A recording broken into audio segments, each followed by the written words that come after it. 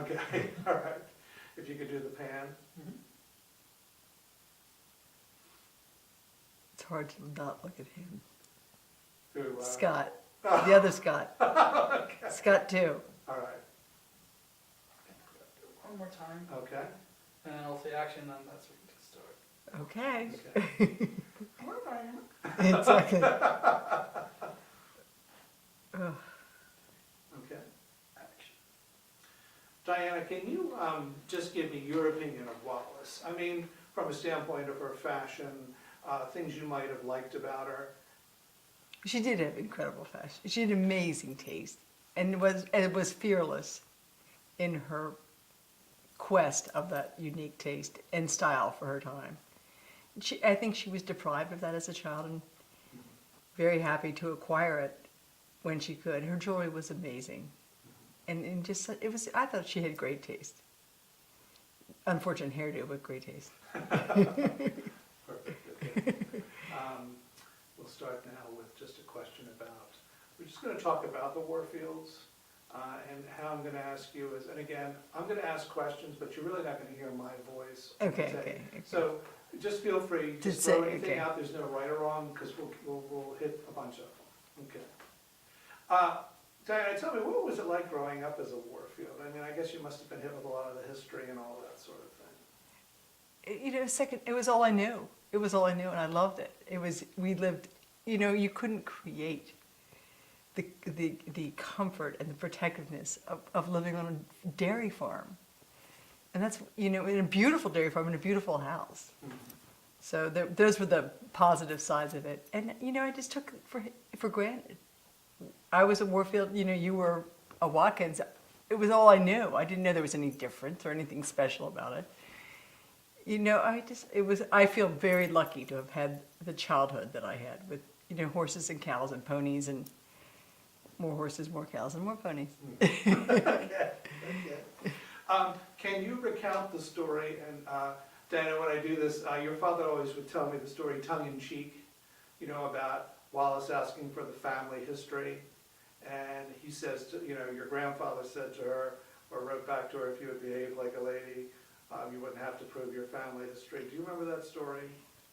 You know, I never really, I mean, my grandfather was gone before I was born, so I never really heard that from him, but from my father. Yes. It was more I heard, you know, they treated her with respect. They didn't give her a lot of information that she could then go on. They didn't want to be thrown under the bus.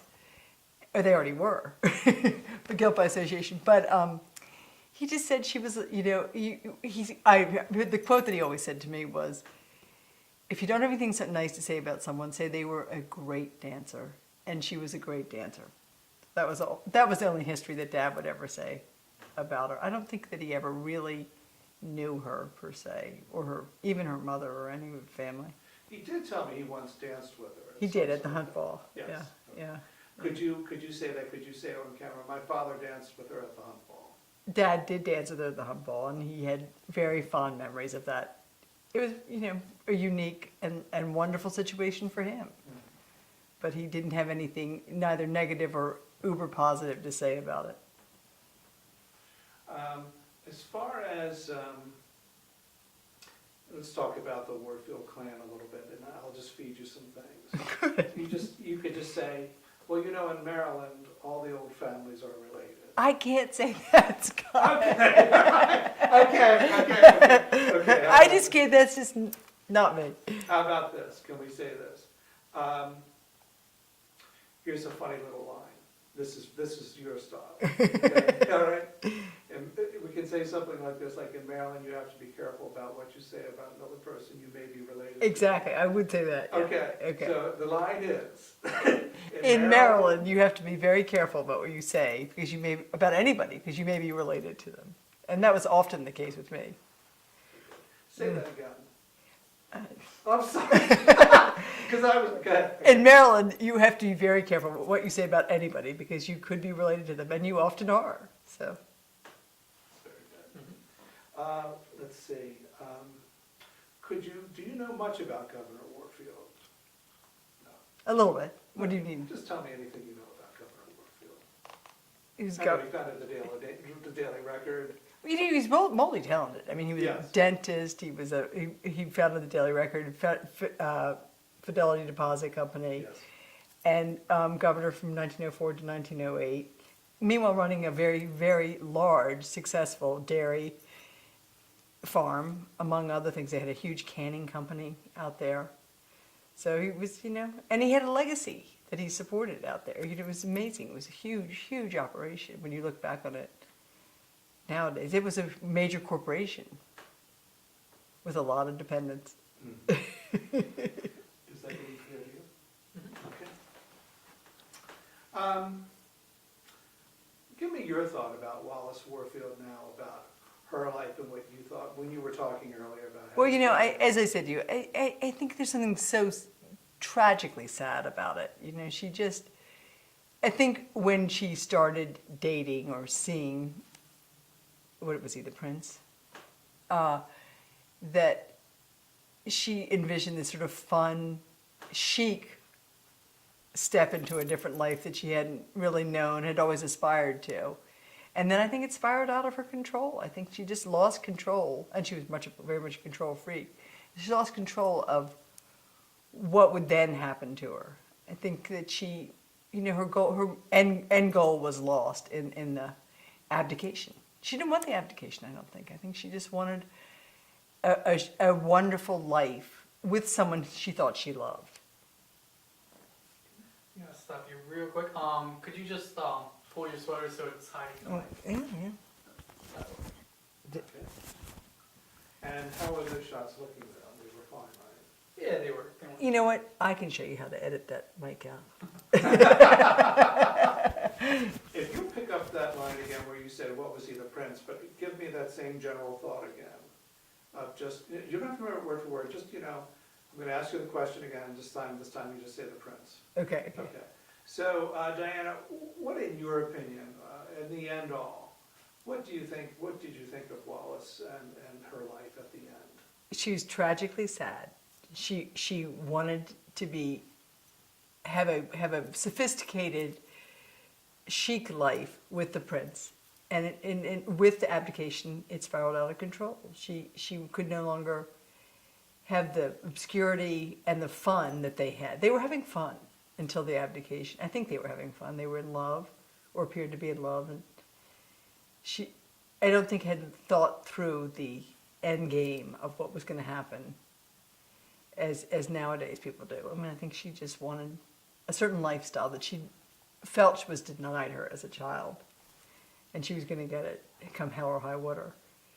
I think she certainly, I think we might call her a gold digger, and or, socially, she had her sights set very high. And she set them very high. I'd like for you, if it's okay to say, how I want you to do this, and I think it's your personality, is for you to say, oh, she certainly was a member of the Warfield clan, but certainly back in the day, divorce was a very touchy subject.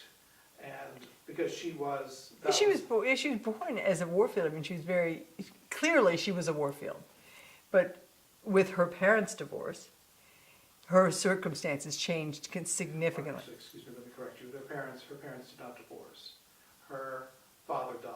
Oh, her father died. Okay, Yes, her father yeah, died. Okay. yeah. So we'll begin from the beginning. Okay. So go ahead. She was certainly a Warfield. She was definitely born a Warfield, into the Warfield clan in Baltimore. But once her father died, her financial circumstances changed significantly. And I think that she always sort of regretted that and wanted a different storyline to capture her. And then when she fell in love with her first husband and she left, where'd they go? They went to China? They went to China, they divorced and so forth. But I got that line that I wanted. Okay, good. So that she was born a Warfield, and until her father's death, that Good. kind of thing. But I would like to have a comment made about her own divorce. Which I don't know very much Well, about. all you have to know is that She had two Edwin divorces. Warfield, oh yes, Edwin Warfield and your grandfather, anyone from Maryland, old Maryland, would have been shocked by that. How can I say that when my own father was divorced? I can't say that, Scott. But one thing about divorces in my family, but I'm talking about this is like 1930. Okay, my grandfather. Yes. My grandfather. So basically, what I want you to say is, she's, back here in Maryland, people certainly would have been shocked by the fact that she had been divorced twice. Okay. So you can say back here in Maryland. At home in Maryland, everyone was shocked, particularly. Microphone again. Oh, sorry. It keeps flipping around. It's a bad piece of tape there. It's a Band-Aid or something. I'm sorry about that. There we go. Actually, hold on. We're going to do a little. See if that holds. Okay. In Maryland, during that era, divorce was very uncommon. And I think that within our family, I think there were a lot of people that were shocked and disturbed that her name was associated with our family in light of her double divorcee situation. That's beautiful. Can we have that one more time? And then when I say just a general idea, that's all. Where am I starting? Back in Maryland. Well, here in Maryland, she was definitely a Warfield, and she was proud of that. She was proud to be a Warfield. But when she divorced both of her husbands, it was frowned upon by her long extended family here, as it was sort of an uncommon practice during that time, unacceptable practice at that time. Very good. They're two good shots there. Would you mind, and I know this is a situation we don't talk about because I'm involved in those things too, but she certainly was a debutante at the Baltimore Bachelor's Cotillion. Would you care to make a comment as a third person of what making a debut is all, or how it was important back then?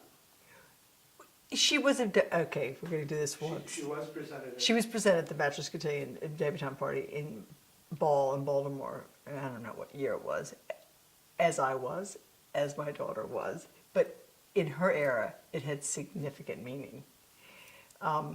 You found a husband there. That was the goal. You were presented to society, you found a husband.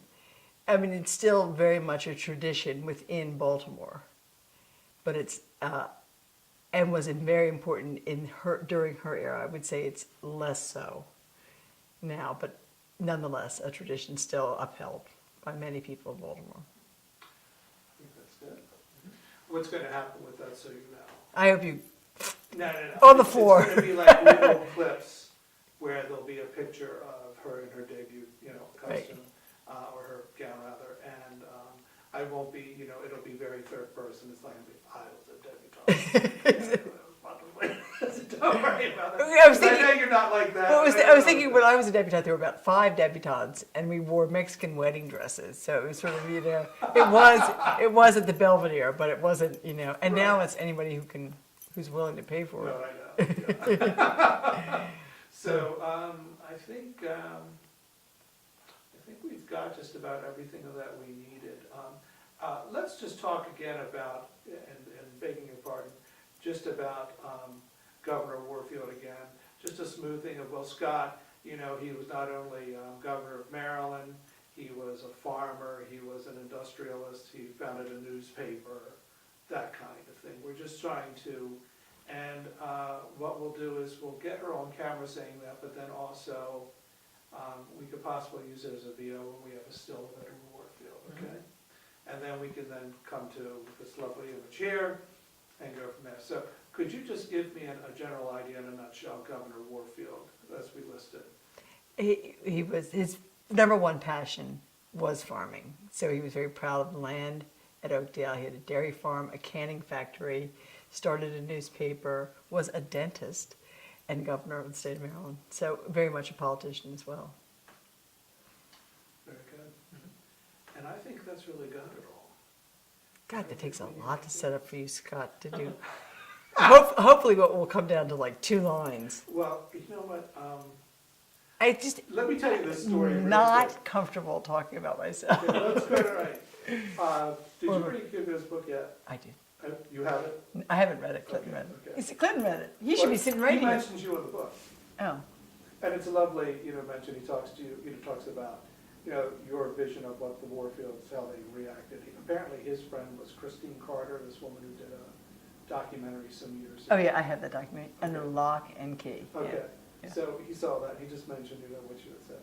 So he calls me, and he says, well, I actually arranged with Mark Letzer to bring Hugo over here for, the book and all. So, he says, is Diana Daly going to do that? And I'm like, yes. But do you think she'll be mad at me for, including, that little snippet I put in the book, and Mom said, no, why would she? Well, I don't know, I just, I wasn't sure, and that kind of thing.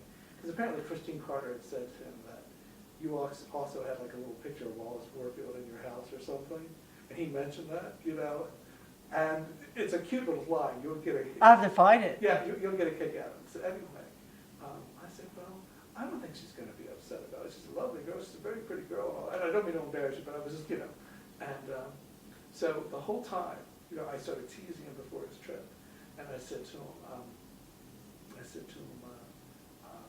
he said something to me. I said, oh, everyone's going to be there, and I hear Diana Daly's going to be there too. And he got really nervous. He said, really, really? I said, yeah, I was at the gym the other day. She was working the speed bag, and her face was and he was just like, and he goes, is Mr. Clinton Daly going to be there? And I said, yeah, I think he's got it in for you too. He can thank me, Clinton, for getting us all there. Clinton got the whole family table. Oh, Yeah. Well, it was just very funny because he's a very proper man. I mean, he's an attorney and went to Strasbourg and lovely man. But he's very, very proper. And I said, don't worry, no, she's a lovely girl. She's not going to give you any trouble.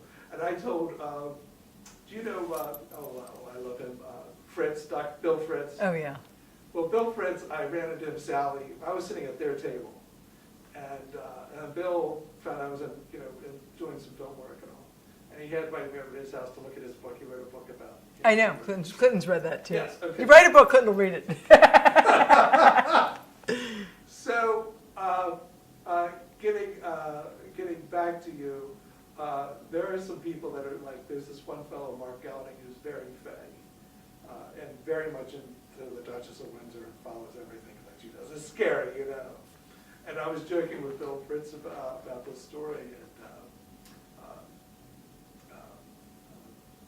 Mark Gelding saw the video that Christine did, and you made mention saying, oh well, she was really not our branch of the Warfields and all. And this fey little man's like, how dare she say something about that? If I see her, I'm going to scratch your eyes out. And I said to Mark, I've met Diana Daly twice. She would take you out in one bite. We're never So sure. Bill Fritz was crying laughing because I was like really putting one about how this guy was. But certainly Hugo would certainly love to meet you, and he was there, but he was very shy. He was like, but. My group was not exactly enthralled with the whole evening. So, Oh, really? So I think once it ended, they were out of there so It quickly. was so hot that night. Well, you know what? I enjoyed it. And my sister who lives in New Delhi, was here, so it was really fun. All the way from India. Well, she was here Uh-huh. anyway. Yes. And I said, Beth, boy, do I have a night for you. You're not I completely. thought it was nice. I thought he did. Oh, she loved it. My Yeah. sister loved it. Yeah. But I had my first cousin, Anne Merriman. We had so much fun.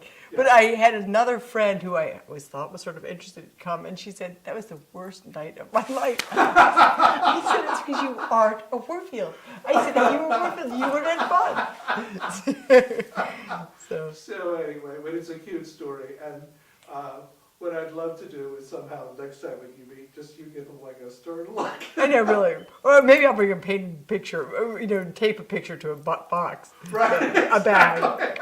A bag. So. But this has been really lovely of you, and thank you. And please know, Diana, Don't call me again.